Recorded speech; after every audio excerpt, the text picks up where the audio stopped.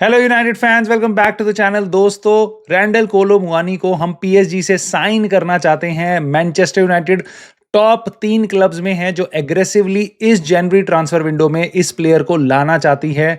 कौन से और क्लब्स हैं, क्या रैंडल कोलो मुआनी जैसा स्ट्राइकर हमें चाहिए, सारी बात करेंगे इस छोटी सी इंटरेस्टिंग वीडियो में। सो प्लीज अभी रुक के यहाँ पे लाइक कर देना और चैनल को सब्सक्राइब कर लेना। अपना सपोर्ट छोटे से चैनल को जरूर दिखाना। सो दोस्तों, सबसे पहले मैं आपको ये बताता हूँ कहाँ से आ रही है न्यूज़।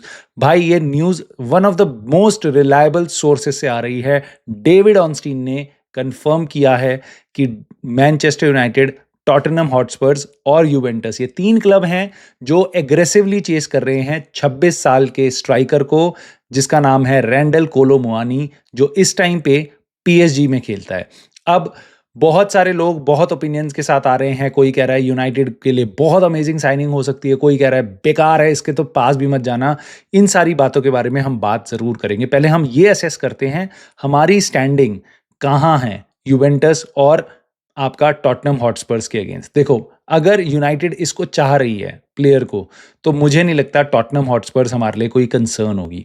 रैंडल कोलो मुआनी क्या टॉटनहम जाना चाहेगा, यूनाइटेड आना चाहेगा? ऑफ कोर्स वो यूनाइटेड आना चाहेगा। क्यों?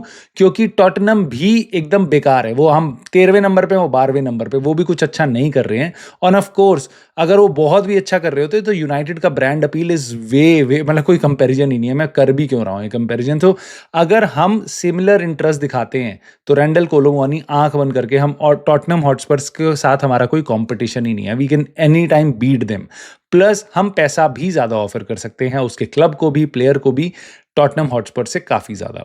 बट अगली हमारे लिए एक जो यहाँ पे काटा है हमारे रास्ते में, वो है यूवेंटस। यूवेंटस का इंटरेस्ट वहां पे है।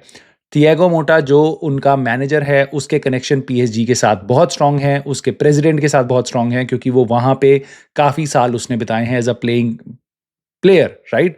और मुझे ऐसा लगता है, देखो, अगर यूवेंटस को अभी तो स्ट्राइकर चाहिए ही चाहिए, ठीक है। उनको लाहोविच जो उनका स्ट्राइकर है वो बहुत ज़्यादा अच्छे स्कोरिंग रन पे नहीं है। दे नीड सपोर्ट, और एक नए मैनेजर को वो और बैकिंग देना चाहते हैं एक नए स्ट्राइकर के साथ।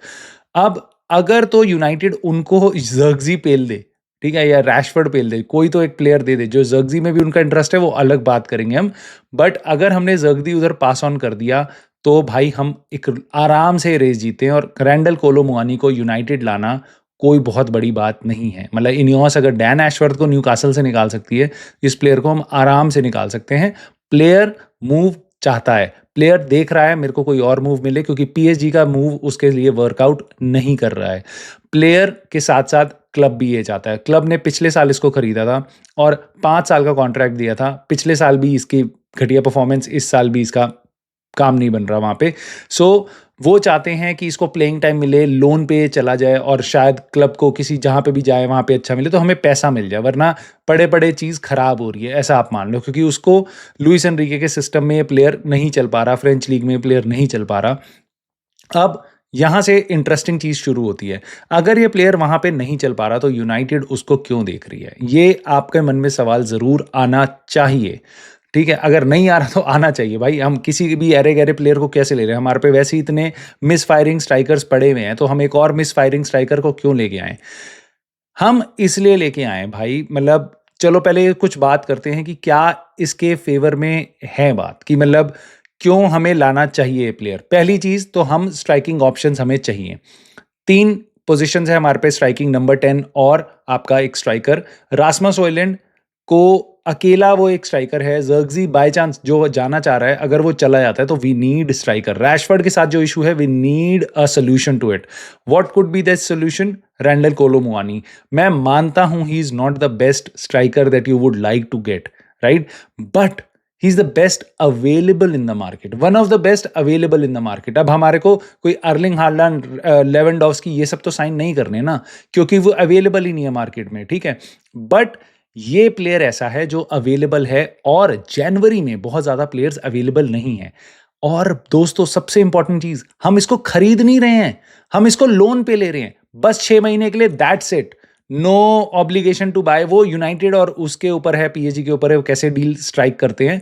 But as of now where thing stands, there is no मतलब मैंडेटरी ऑब्लिगेशन टू बाय, मतलब ऐसा कुछ नहीं है। हम बस 6 महीने के लिए इसको लेके अपने सीजन को संभाल के आगे बढ़ सकते हैं। देखो हमारे लिए सीजन प्रीमियर लीग और मेजरली यूरोपा लीग बचा है, and we need what happens, भगवान ना करे बट अगर गलती से आपका रैस्मस हॉयलैंड इंजर्ड हो जाता है, उसकी फॉर्म तो बहुत अच्छी नहीं है, उसको चांसेस नहीं मिल रहे हैं, वो फिनिश भी नहीं कर रहा है, बट क्या आप चाहते हो एक थोड़ा सा एक और अलग तरीके का स्ट्राइकर आके उसकी हेल्प करे, स्पेशली तब जब जर्गजी भी सेटल नहीं हो रहा?